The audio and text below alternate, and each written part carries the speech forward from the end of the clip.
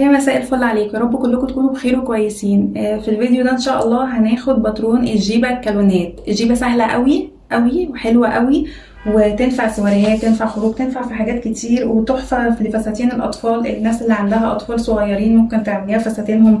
بس طبعا يعني حساب الكالونه بيختلف عن الكبار. الكبار بيبقى الكالونه عرضها اكبر. احنا هنا عملنا ايه؟ نفترض هو ده طوب القماش اللي قدامنا، هناخد الطول اللي احنا عايزينه.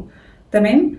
طول الجيبة مثلا لو طويلة 95 100 على حسب الطول اللي انت عايزاه. انا هنا الورقة عندي طولها 40، مش هعرف اطول عن كده، لكن انت طول القماش اللي يعجبك اللي هو مثلا حوالي 90 95. عايزة تعمليها قصيرة براحتك. تمام. طيب هنا بقى العرض، هي للأسف بتاخد امتار قماش كتيرة قوي، بس تستاهل يعني، هي بيطلع في الاخر شكلها حلو. العرض بقى هنعمل ايه؟ بصي، شوفي انت عايزه تعملي الكالونه قد ايه. انا في الطبيعي بحب اعملها 4 أو 5، اوكي، لا اكتر من كده ولا اقل من كده. والاطفال بتبقى كالونه صغننه كده، ممكن تبقى 2 سنتي او حاجه، لكن احنا هنا في الكبار 4 أو 5 بتبقى حلوه قوي. بصي بقى هتعملي ايه؟ هتقعدي تعلمي نقط 4 8 12، كل 4 سنتي تعلمي نقطه، كل 4 سنتي تعلمي نقطه. وهقولك دلوقتي هنعمل ايه في النقط دي. علمنا كل 4 سنتي بنحط نقطه. تمام. اتعلمي كده، في نقطة تسيبيها، نقطة تاخديها، نقطة تسيبيها، نقطة تاخديها، تسيبيها تاخديها، تسيبيها تاخديها. اقعدي اعملي كده اكس صح اكس صح عشان ايه؟ ما تتلخبطيش. تمام. هنعمل ايه بقى؟ في كالونة هتيجي كده، وكالونة هتيجي كده، كالونة هتيجي كده، وكالونة هتيجي كده. هقولك دلوقتي ازاي بكل بساطة. النقطة دي احنا هنسيبها، ملناش دعوة بيها. اللي عليها صح دي احنا هناخدها، هنعملها فين؟ نحطها فين؟ هنحطها على التانية اللي عليها صح. يعني نسيب واحدة نحطها على التانية، احنا ملناش دعوة بدي. هنيجي من اول هنا، هنمسك النقطة دي نتنيها ونحطها، نسيب دي ونحطها على دي.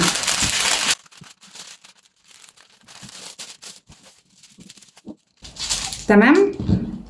دي هنسيبها وهنمسك في دي، هنحطها على ايه؟ هنرجعها بقى لورا اهي،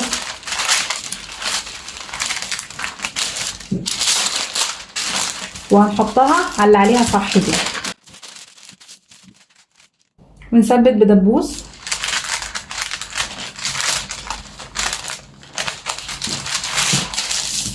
وخدي بالك اوعي تبتدي من اول نقطة. ليه بقى؟ لان احنا هنا هنركب سوستة، فمش هينفع. انت لو كنت ابتديتي من هنا ما كانش هيبقى في مكان للسوستة اساسا. فلازم، بصي انا سايبه هنا المسافة دي، لازم تكوني سايباها عشان نعرف نركب فيها السوستة. خلاص، دي عليها غلط ملناش دعوه بيها. هنمسك اللي عليها صح، هنحطها بقى قدام. قدام فين؟ على التانية اللي عليها الصح دي كمان.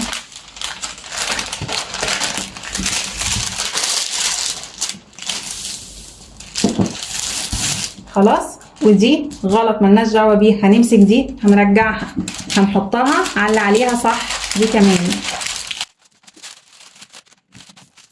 يلا نثبت بدبوس.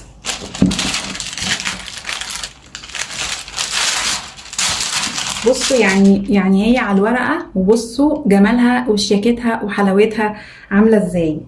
نفس الحكاية هنا معمول عليها غلط ملناش دعوة بيها، وهنا صح وهنا غلط وهنا صح. نكمل تعليم، نكمل بالمتر، نعلم عشان ايه؟ يبقى الموضوع سهل معانا اهو. غلط صح غلط صح غلط. اوكي، يلا بقى نبتدي. دي غلط ملناش دعوه بيها، انت ده صح، هنحطها قدام على الصح دي. اوكي، يلا دي غلط ملناش دعوه بيها، دي صح هنرجعها ونحط دبوس اهو. خلاص حطينا دبوس. يلا صح غلط صح غلط. يلا نعمل بقى اخر كالونه. نيجي عند الغلط دي ملناش دعوه بيها، نيجي عند الصح نحطها لقدام. الغلط ملناش دعوه بيها، الصح نيجي نرجعها لورا. بصوا هي دي بقى الجيبه الكالونات. اللي بقول لكم عليها حلوه وجميله قوي وشيك قوي.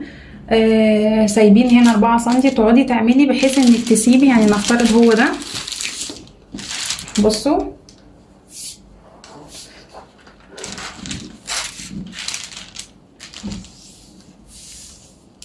اهو، ده كده مثلا 40. اوكي، ده كده نفترض احنا دوران الوسط 40، فلازم نسيب من هنا ال4 5 سنتي.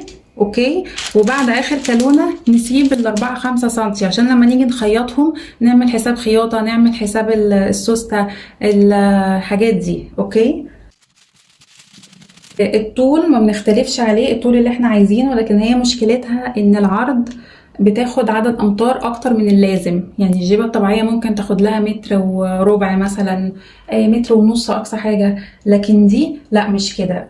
بصي، لو انا دوران الوسط عندي 40 فانا كده هضرب في 2.5 او 3. اوكي، وعلى حسب برضو الكالونة، يعني انا عاملاها 4، انا لو عملتها 5 فهتاخد عدد امتار اكتر، عملتها 3 او 2 فهتاخد عدد امتار اقل. انا هنا ممكن اضرب في 2.5 ولا حاجة، عشان دوران الوسط عندي 40، فانا ممكن اكون محتاجة حوالي فرنج مثلا 110 مثلا، يعني العرض ده كله يبقى 110 عشان اعمل الجيبة بالطريقة دي. فاهمين يا بنات ولا مش فاهمين؟